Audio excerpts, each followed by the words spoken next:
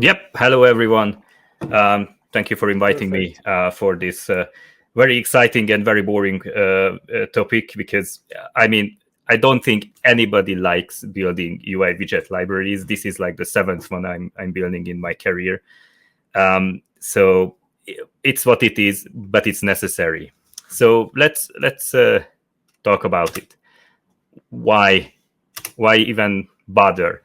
So the thing is, Bevy has UI components, right? So you can do your UI. You have rectangles, you have text, and you have images and buttons. But buttons are really just rectangles with the interaction attached to it. So it's really not that different. It doesn't provide you with interactivity by itself. So you don't have events that you can listen to, or like in a traditional, I don't know, JavaScript way that you would do it. So it's basically just a rectangle for our purposes. Then you have EGUI, right? So it's a really convenient tool. Actually, it's really good, but it has its own framework and ecosystem. And in my opinion, it would be more elegant to add Bevy as a 3D context and ECS to the EGUI framework, and build your things around that way if you are building something that look like EGUI. Because honestly, if you build an editor or something, EGUI is perfect for it, for at least in my opinion, for the short run. In the long run, remains to be seen. I didn't like mixing the two different approaches, because you practically use the extensibility of the plugin system that Bevy has when you start with the immediate UI approach that EGUI has. So it wasn't simple. It wasn't nice to edit. But on the other hand, EGUI is like working. You can take it and then you can do your things in it. So what's the problem with Bevy? Because, as I said, you already have rectangles. You can do anything you want. Now, the thing is that the way the Bevy hierarchy is organized, you have the child builder, right? It's the thing that you have. And if you just build a tree from the root to the leaves, it works. I mean, it's what it is. There are no problems with it. However, that's if only for building the whole tree and without sidestepping. So if you want to build a tree and another tree next to it, but they have to refer to each other, like in a scroll view, where you have the frame, you have the content, you have a viewport, you have the scroll bars, which have the actual bars and the scrolls. Some of them need to refer to each other, and they are actually siblings, so you cannot use the child builder for it. The other thing is the fragmented style related components. You have a style, you have the node, you have the transforms, you have the colors, so you have border color, background color, image, and they are in separate components. They are pretty much organized for efficiency from the ECS standpoint and not from usability. And again, building with the child builder, it's big. And if you have to build everything at once, it gets out of hand real quick if you have like a sensible, editor sized thing. And of course, learning curve. Nobody likes trying to figure out how Flexbox actually works in Bevy, especially if you have like weird little things where the Taffy doesn't really lays out the things that you would expect. They go by the book, but you don't have the conveniences you would have in JavaScript, for instance. So it's a bit of a steep curve, especially for someone who never built a UI in Flexbox. And then the one of the many problems that prevent you from building really nice UIs is the fact that the interaction component that you have in Bevy is basically a single frame thing. So is something hovered? Yes. and that's it. You can detect if it's changed, but you don't know how long it has been hovered. You don't know how long it has been pressed. You don't know if it was pressed but released on the same area, except if you detect if it's still hovered. But you don't know if it's, for instance, being cancelled or just dragged. Or it's difficult to tell how to build the interaction in a flux of time when you have just a simple fact about your component. So yeah, basically animating interactions is not possible like so, unless you build your own tracking of the changes of the interactions. And just to go through my thoughts, at least my solution to these problems, or today's problems. So what do we do with the widget, the child builder? So what I did, I replaced the child builder with a dedicated UI builder. The thing is, child builder doesn't give you access to its commands. So you cannot even extend it in a way where you add your own custom commands from an extension. But I created a separate one, which is kind of like the entity commands. It has its own commands, and you can directly take it from the commands parameter on your system or wherever you build it from. And this lifts the limitation of accessing the commands from inside your building process, basically. And I'm talking a lot about doing things, but the thing, so the important point to take away from all of this is from a standpoint of building the widget library. Not from a standpoint of a developer that's actually using the widget library. So when I'm saying that I'm lifting the limitation on accessing commands and I can do fancy stuff to build widget trees and whatnot, it's talking about me as a developer who develops the UI widget library, and not someone who is using it. They still have access to it if a developer wants something real fancy, but it's not the primary aim. The philosophy is to make it accessible and simple. And that's the liberal extension that I'm listing here. And to make this even better, I try to make it, as a philosophy, a transparent thing. Transparent in the sense that it's there, it provides you or the developer who is using it with the widget library itself. But you can still use the child builder if you want. You can still get back to commands and take another entity if you want to manipulate that.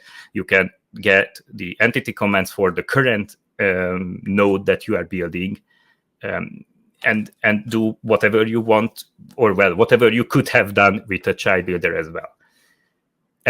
But the important part is that when I'm creating, for instance, a scroll view, which is like a large structure, the return value of the call to create a scroll view is actually the thing itself. So it's the frame, it's the outside one. So you can attach your components to that particular thing. However, the internal part is the content container, not the viewport, not the other things that are around in the scroll view, but where you would put your content normally.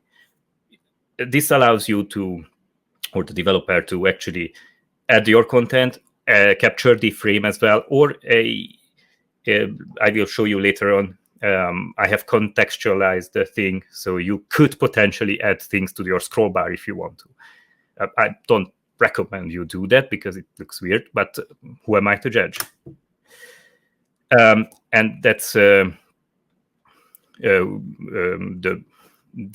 basically part of the solution to make it context aware, or basically your editor tells you what context you are in, and I did make extensions for certain contexts. So a tab container would let you add tabs.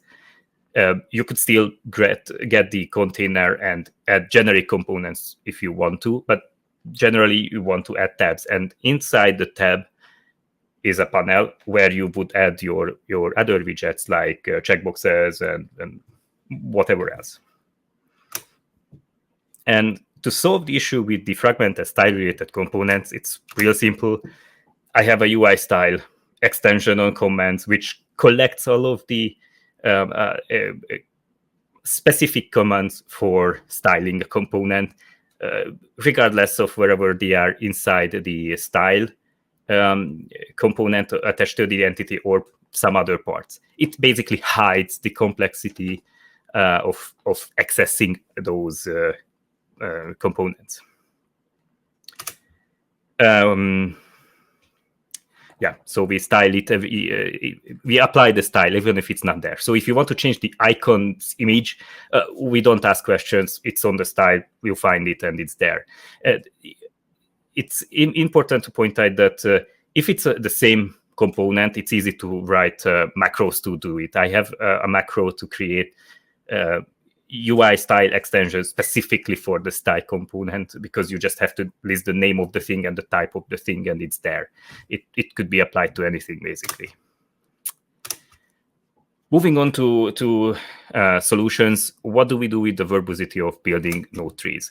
Well, again, we leverage I leverage the UI builder to create a chainable widget, which is the aim of being as intuitive as possible.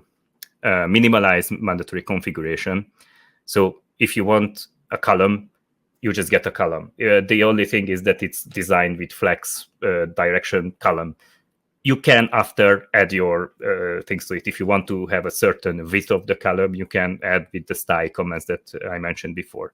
If you want to have a different background color, you do it the same way, but it's not mandatory. You don't have to type that out if you don't want to. If you just want a quick layout, you just want a column with the interesting width, you just ask for a column, as demonstrated or well shown here. So this is basically a UI builder for a root entity, wherever that is, and you ask for a column. You get a builder that you can capture in your callback, and that's also a builder, the same as what you have outside. And you can ask for a row on it, and then the row will give you a contextualized UI builder where you can add your whatever you want on it. And this is easier to read, and it's more in line with practically any other UI building approaches that I have used so far. Yes, of course, you have to type out things that you want to customize on your thing. You cannot go around that, but you are free to create your own extensions for UI builder if you have a very specific setup that you repeat often, for instance. And moving on to the solutions, what do we do with the learning curve? It's really just trying our best to make it accessible, as accessible as possible. So named widgets or functions just for the sake of convenience, even if they don't particularly bring any value because they are just a standard node with the flex directions. But if they are there, it's easy to use. And then it's easy to refactor later on if you want to have a look at specific things. It provides an abstraction as well. So sometimes it's necessary to be redundant in how we create things. And what do we do with the limited interactions? Well, I introduced something I call the flux interaction to track changes and measure time when you interact with nodes. Now, this sounds scary, I know, because if you have like 1,000 entities, each throwing little boxes, you do not want to process all them. So there is a little trick I do, and it's really simple. I just measure the time, of course, for the interaction with a stopwatch, and if it passes a certain threshold, we remove the components, so no systems actually match those entities anymore, and there are no updates, which means that instead of, I don't know, a microsecond to update animations for one particular thing, we essentially remove that entirely. So it's like nanoseconds. It's the basic cost of running a system that matches entities in a for loop that has nothing or close to nothing, 1-2 entities. So this is the root of the or the source of problems that you could have with these sort of things.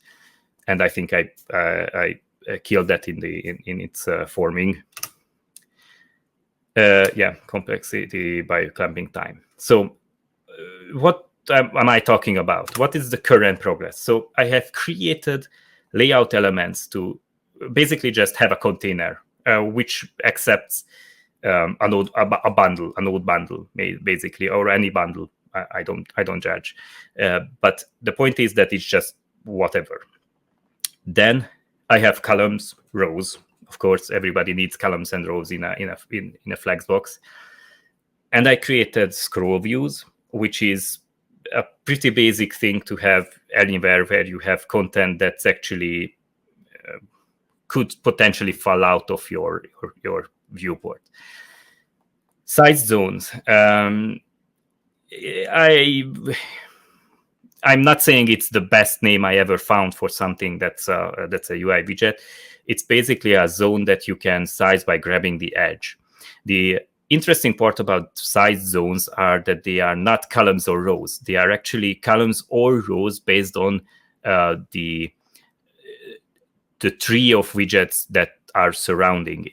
So if you put a size zone in a size zone, then the second one will change orientation. And then if you put more inside, it changes orientation again.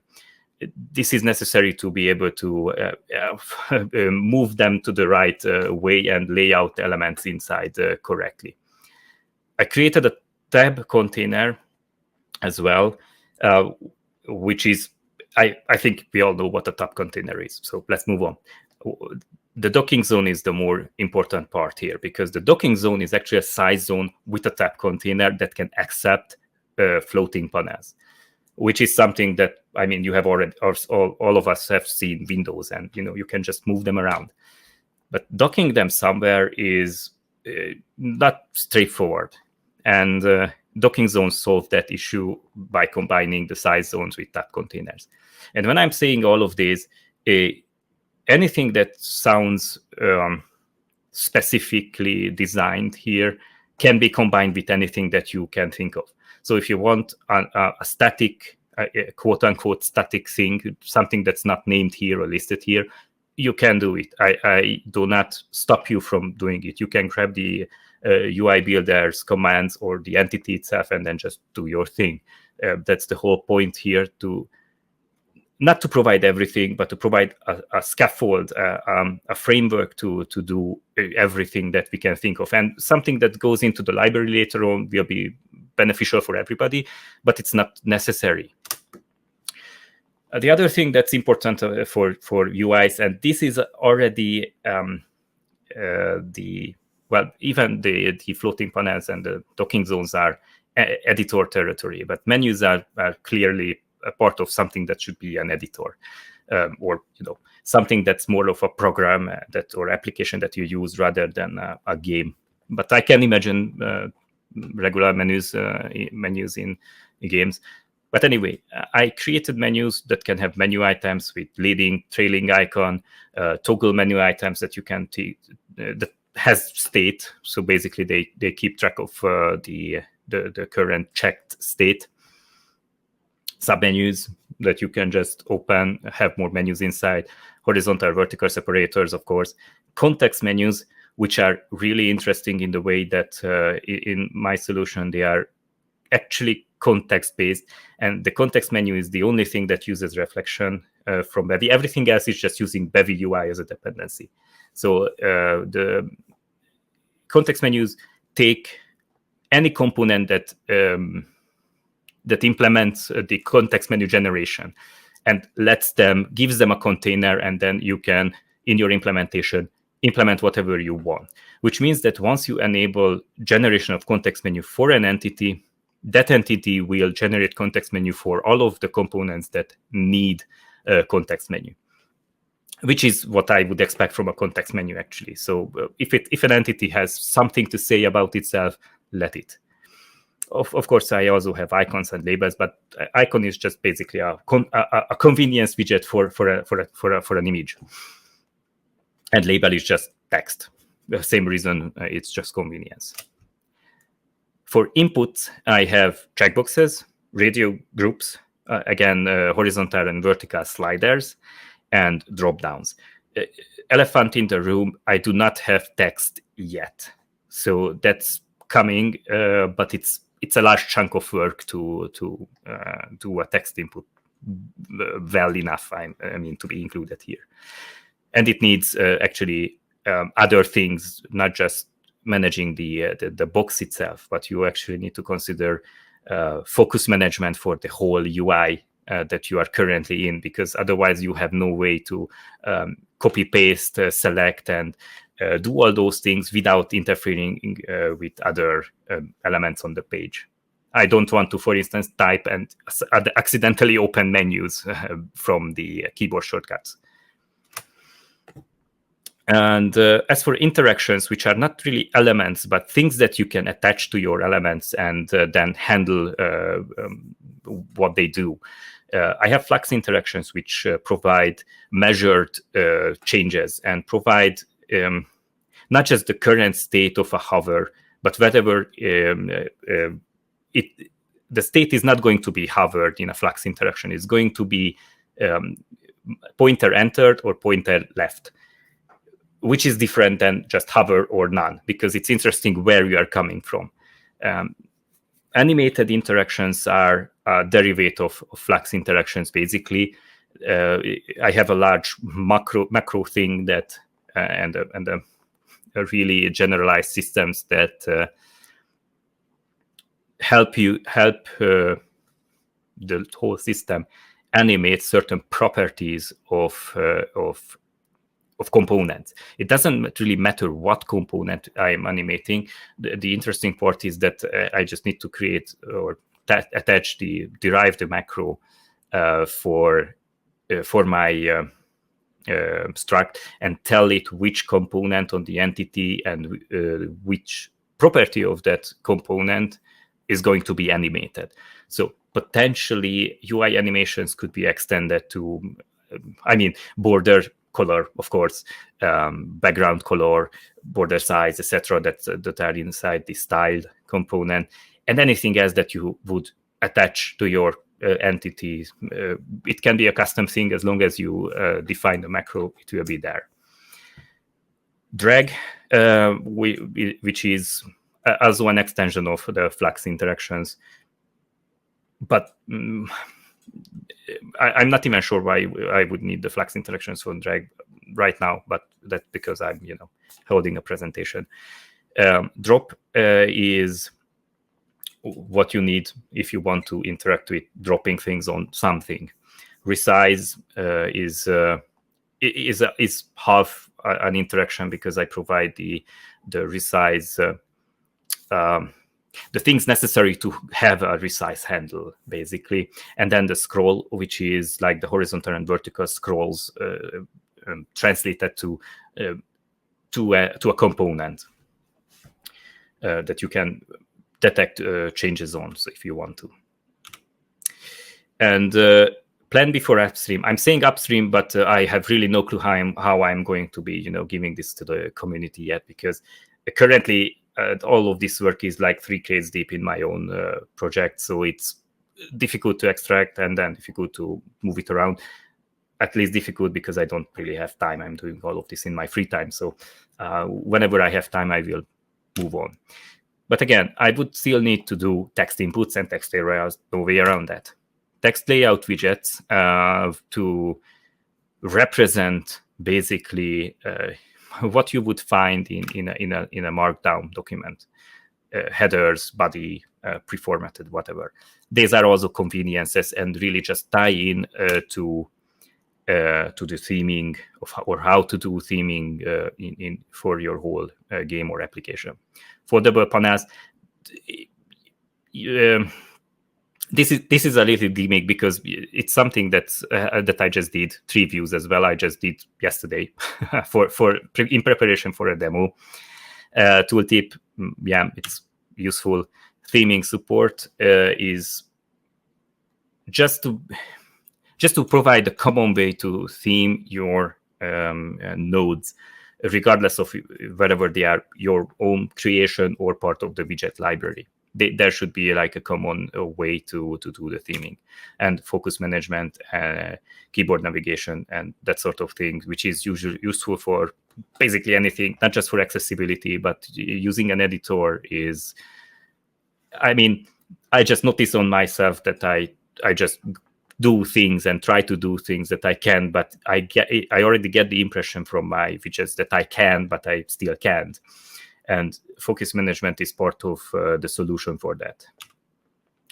And I need to do an accessibility pass, of course, to make sure that everything is like working properly. Internationalization support is in parentheses because I might be thinking against putting that as part of the widget library. Maybe some scaffolding will be going in there, but probably not the whole internationalization support. What's the problem with creating a widget library in Bevy? Hierarchy view cannot use UI nodes.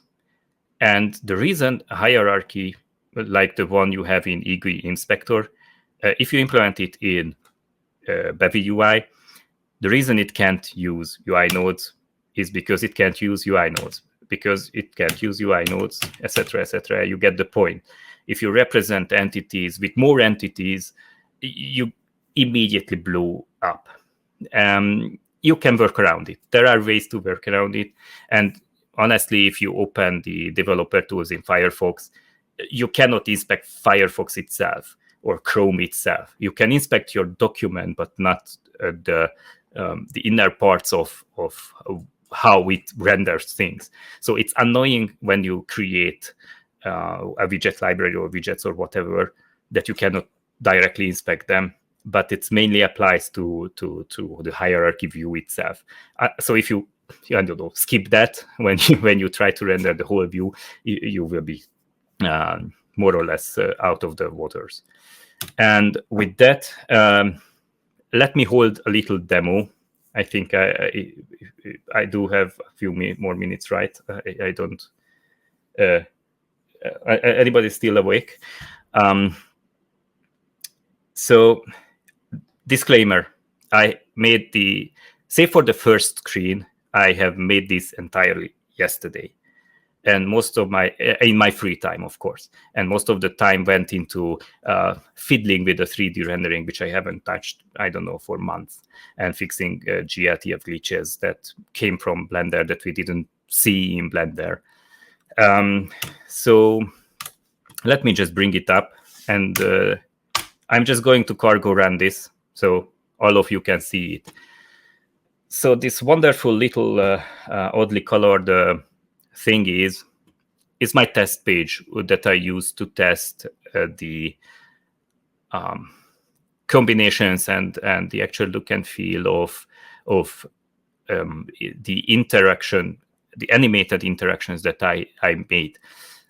So for instance, if I just have the background color with I called it pop, but it's basically without any animations. You can just do it. If you press it, it turns green.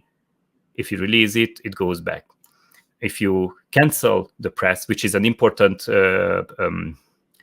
it's an important part of UI that you can cancel things, and canceling a button press is interesting. Here you don't see anything because there is no animation. But what happens when I animate it? You see there is I hope you see, by the way, in the encoding, the little time it takes to take the full color. Same goes for pressing it. And if I were to cancel it, it turns red for a moment. Then you can take it one step further and define easing animations. So you don't just pop, but you have a little easing. It's not terribly visible when you only have a background color. But what happens when we go to, let's say, something that's more interesting? For instance, to a border. I think you can see that little expo easing there. And even if you can't see it, it doesn't feel weird anymore. And then you can combine this. So the animations that I created are generalized, which means that you can attach one for each of the animated components that we have that I defined macros for. For instance, I have a combination of background. Yeah, this one doesn't see it, this one. So you have a double animation there for the background color and for the border. And then you can create animations for weird things like margins. I mean, you have to account for the fact that your layout will change if you change the margin. So it's not a good example, but you can. And it's just a way to show that you can animate other things other than colors. So you can animate UI rects, you can animate simple, well, these are values, but you could animate anything that implements a trait I created called lerp, and anything that has it, you can animate it. Now, you might have already spied the little menu that I have up here. One of them, you see, it's just a little menu. It's how a menu looks like normally. You may also notice that there are shortcuts. So if I press L, I come up with my demo that I have actually created. And again, I created this yesterday, and most of the time I spent messing around with the 3D view. And what we have here, I have a panel here that's named the scene control. So if I were to check that checkbox, suddenly I would start moving, and I can use my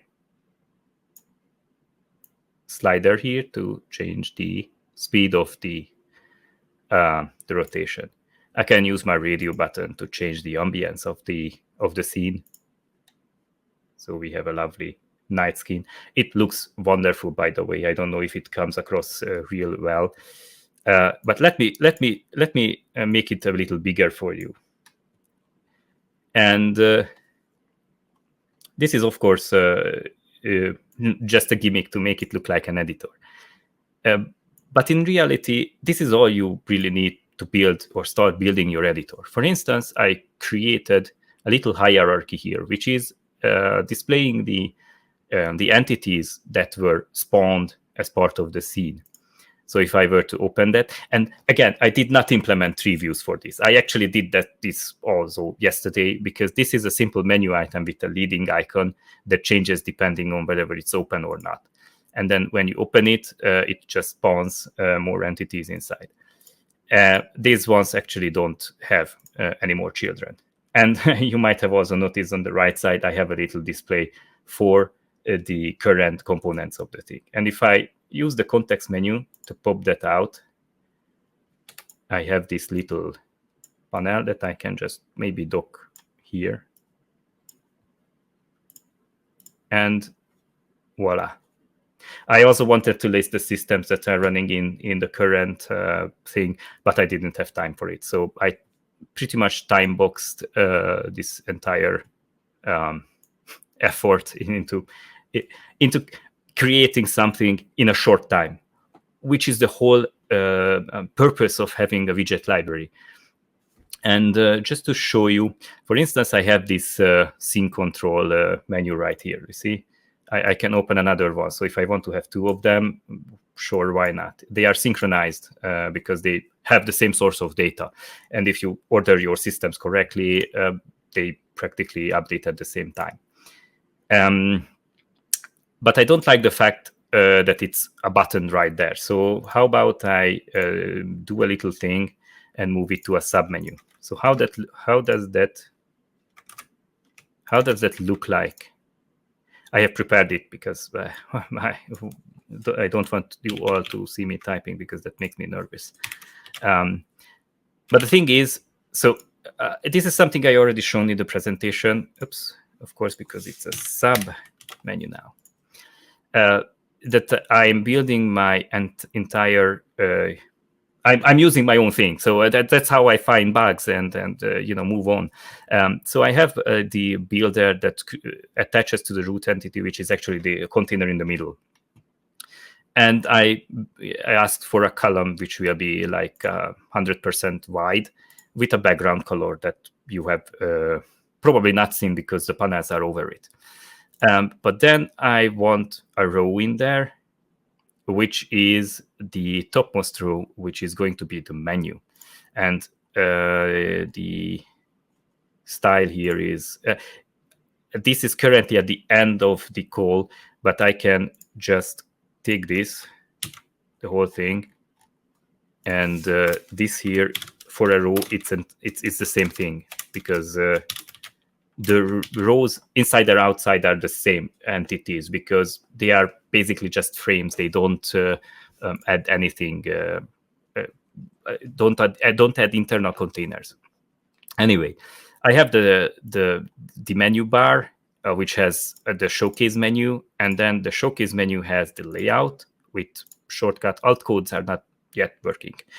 But anyway, after I create the menu item, I insert the component that controls which page it is.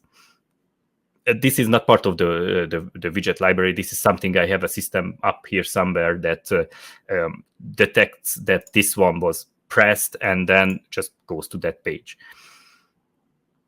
By query filters, by the way, so you can just filter for this.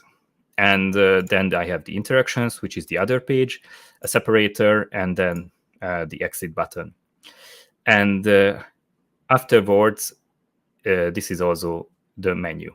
And now that I wanted to move the scene view control open thing into a submenu, so I created a panel here. And now if I run it again, it should be in the submenu instead of being in the main area of the dropdown.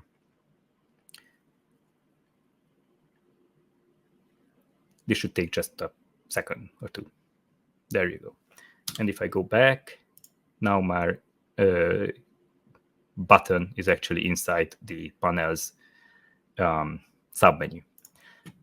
So that's how I would create a menu, And that's it. Basically, the rest is just me creating the specific layout for the zones. So I have a docking zone split at the very top. And as I mentioned, these zones actually change orientation depending on where they are, so you can resize them correctly. But they also clean themselves up normally. There is one case I'm not handling yet, but it's should be fixed soon. So the point is that to build all of that, you have to create the docking zone splits and create in the left side, you add the docking zone with the hierarchy, or well, I did hierarchy tab 3, which is just an empty tab, basically just to fill up the space. And then moving on to the left side, you still have the scene view and then a few more tabs, and then so on and so forth. So that's it. The many things should, well, not many things, but a few things still should disappear from this structure. Again, limiting the necessary effort to create just the basic things. I think basically just the size is what's necessary normally. And every other, well, there is a min size. So there is actually just two properties for this. So this could be potentially removed or changed in a different manner. But I still have a few issues with how Taffy and Bevy synchronizes the layout, the nodes required for the layout calculation. Sometimes it still just blows up if I'm not careful about how a widget library creates or moves things around. The problem is usually moving things around, because, for instance, the floating panel that you have seen,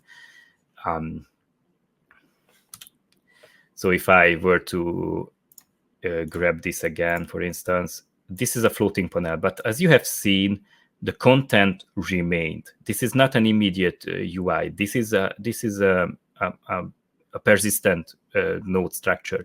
there is a panel that was part of the tab container, but that panel is now part of the floating panel thing. And when I dock it again, this will actually create, so it splits the zone and creates the new tab container, and then embeds the content of the panel, moves the panel actually here. And the problem is that creating things and moving things at the same time is like super not good if you do it from commands. So these actually need to be done from systems right now, because how things are right now. But I call them like infant sickness. We will grow out of this, and this should be stable without the. It should be stable in a more elegant implementation as well, let's say. Anyway, that's me. I hope it was interesting enough, and again, I hope to move on and create all of the things that I talked about that would really bring it together, and then find a way to open source it. This particular part, I would eventually like to see it in Bevy. If not this one that is similar enough that lets me do the same things. Basically, I don't have a strong opinion. I just did it because I didn't have it. So that's me. Wow. Tamas, I think there were some head explosions in the chat when you suddenly casually swapped from the example to a full-fledged Unity-like editor there. that was intentional and dramatic effects, and I thought that like a few hours before presentation, because originally the other one was the main screen, but I thought it would be like just swap it out and there you go. That's why I did the disclaimer. I did it yesterday.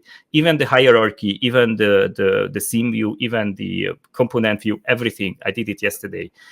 The most time-consuming part was really figuring out the 3D rendering and making it look all right. And that's the point of a widget library. So that's it. True. Really cool. Thank you, Tamas. I am not kidding. There is a ton of questions. Let's go through maybe the top 3 or 4 before we open this whole panel conversation. So you mentioned very early UI animations is a problem in Bevy UI. Can you not just animate the transform, or will that lead me down to a dark path? It's not the animation itself. So if you update something frame by frame, it works. Why not? 2 things. So animating transforms is if it's part of a layout that you have, and Taffy recalculates all of the flex things, you will have a problem sooner or later. So you have to be careful about.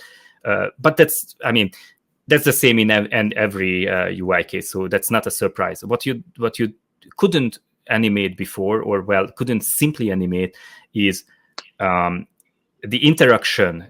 So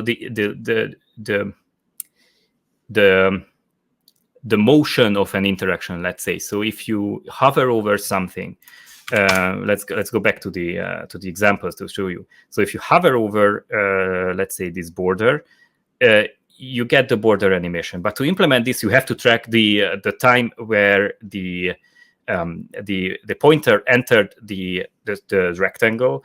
You have to keep track of the time, and you have to make sure that you are still in the state where it's hovered. And if you press it and release it, that's a different intention of the pointer. It's a click or press interaction that's being released. So it's not a hover, and that's the. And doing this for one single thing is not a problem. Why would it be a problem? You can do it. It's a couple of systems. I can show you how many systems it is. The problem starts when you have multiple things that you want to animate. So if you want to apply a CSS, which I do not recommend by the way at all, to bring DSLs into the scene when you cannot even generate the content you want to style. It's like putting the horse before the cart, no pun intended. But the point is that you have to have a way to quickly and easily create the styling for animations. And so animated interactions, it's not much, like 200 lines of code to have everything. But this depends on the fact that I have a stopwatch that is precisely added to things that are being hovered, and not just everything, because that takes milliseconds after 100 or 1,000 elements. It's not a good way to do it. This will make sure that the Flux interaction, that it's on the element that are being interacted or was recently interacted. So I have a thing that calculates animation values. So basically a value that tells you how far you are into the animation. So you can apply it to anything and interpolate, and then you get a value out of it. And I have other systems that project this value to certain parts of your component. So if you want to animate the background color, you can do that. And I will show you. This is how I do the background colors. So I have 2 lines and then 1 here. And now if I want to animate a background color, I can attach the animated background color, give it an easing, an animation length and whatnot, and it will just calculate the thing and do it, because I don't want to bother with it. That's really cool. Wow, this is entirely embedded in your project right now, right?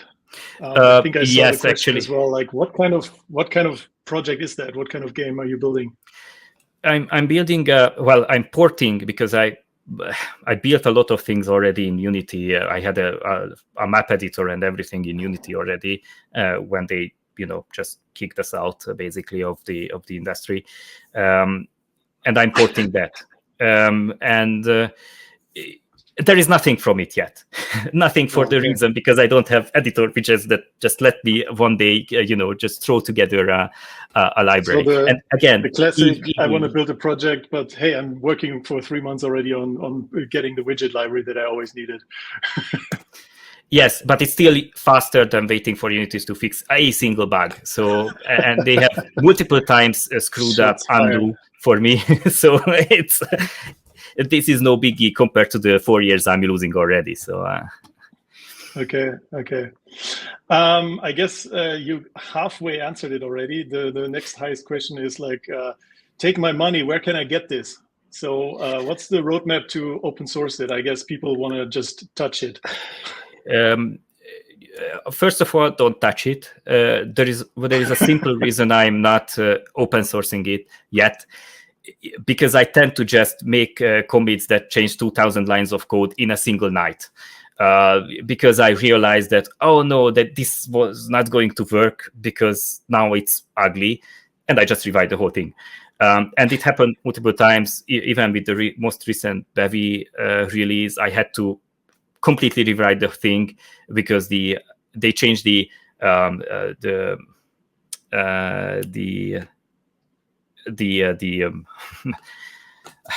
entity commands. They changed the number of life cycles that you have on it, and that screwed up the whole thing. So I had to take days to just unwrap the whole thing, and the problem is the editor doesn't help. VS Code just cannot do anything until you unscrew everything. So it was, and that happens, and the theming and the focus management is going to be like a large change. I prepared most of the things, but I cannot guarantee that I'm not going to rewrite the whole thing in overnight. And that's the main reason. The other one, if you want to get your hands on it, wait 3 weeks or 4. I don't want to. I'm time boxing. I'm a practical maximalist. I'm time boxing the thing to the minimum viable thing that I imagine is the minimum viable that I can give to the community to do it. Because I can just send you a copy, but it's not going to help you because there are no documentation on it. So it's what's the point? Well, you know what's going to happen now. A, you've committed to release it in 4 weeks, and B, people will ping you to get a copy. As long as it's within reason, I don't really care. Again, the 4 weeks is a rough estimate because I have to implement again a few systems, but I usually time box them to 1 week, and if it doesn't work out, I will just 2 more weeks. That's it. I don't really care. I started building this to myself, but it's too useful to keep it. That's the reason I'm trying to offer it. Let's say. Yeah, that definitely. After showing us this, you cannot keep it for yourself anymore. So are you following the dev progress on Bevy UI? And will your library work with whatever they plan and whatever RFCs are out there? Or are you waiting for every release to surprise you? No, I'm following it. So the main thing I'm waiting from Bevy UI is basically the rounded corners and drop shadows, and that's it. Basically, nothing else is really required as of now to make this themable, because the functionality is there. The layout engine should work. There are bugs that needs to be sorted out. But I think nobody is using it, so that's the reason they never found the bugs. For instance, the thing I mentioned with Taffy blowing up when you do weird things. I mean, nobody expected it. Of course, nobody could use it. There is another thing with the cameras. Now you can actually. I'm almost finished with tearing out the floating panels to another window, because right now there is nothing preventing me from doing that. I can do that, which is great. But for instance, render layers are not applied to the whole hierarchy of entities. So you have to attach your render layer to everything if you want them to be specifically on one camera or the other. Things like that. So it's minor things, but I don't expect a large change from the Bevy UI create, except updates to Taffy or updates to changing rendering engines and fixes, basically. I don't think anything is not workaroundable. Okay, that sounds promising. So Tamas, thank you very much. I would say we're going to switch to the panel discussion now. There's a lot of questions, and maybe there's also feedback from our co-speakers that actually work with Bevy UI. So let's get them on stage.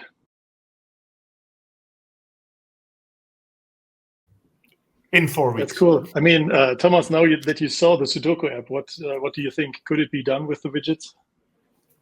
Nothing prevents you. So basically, the widgets are wrappers for things that you already have. So practically, you can just create a column and put your things in there. You can just grab the entity commands and do your things that you do already. So there is no reason to stop you from doing that. Most of the things that I'm building are just conveniences to make it accessible.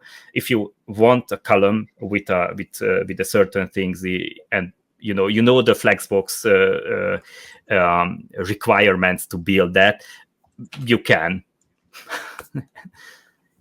Yeah, cool. Yeah.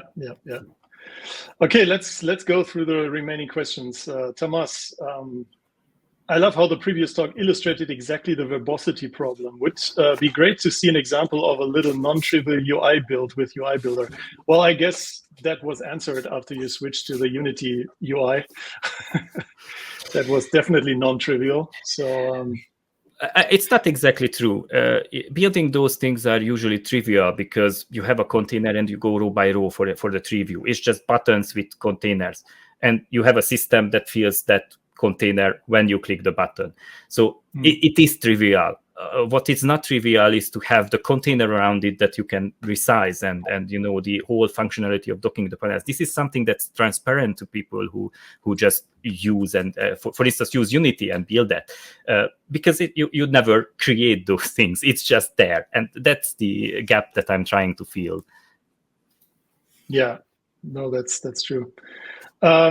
Well, I guess you already pointed out theming is still to come. So the next question is sort of answered. How can all these widgets be customized? Is there maybe you can lay out the idea that you have for that? Yes, once my camera is stopped falling. So currently, when you build one of these structures, at each stage you have access to the styling of that component. So if you I can share my screen again if you want to, and I can show examples. But the point is that the chainability of this thing lets you just ad hoc apply your themes or the custom things that you want for the specific box that you are currently styling. That is trivial at the moment. It's already there. I'm using almost everywhere where it makes sense. The only thing is that these are commands. So you have to think about if you have the luxury of applying those commands as you are building the thing. Don't do that at every frame, basically, because it's an extra step. You would write a system for it and do it the manual way, grab the style and do it, which is what I do in critical places. To move on from that to themes is where the contextualization of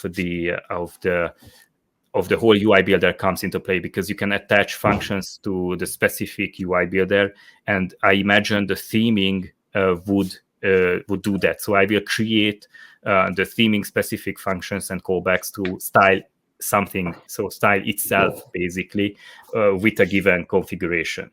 And that's something that we would have a resource or something that where you define your colors, and I will collect and write out all of the customizable parts of the widget.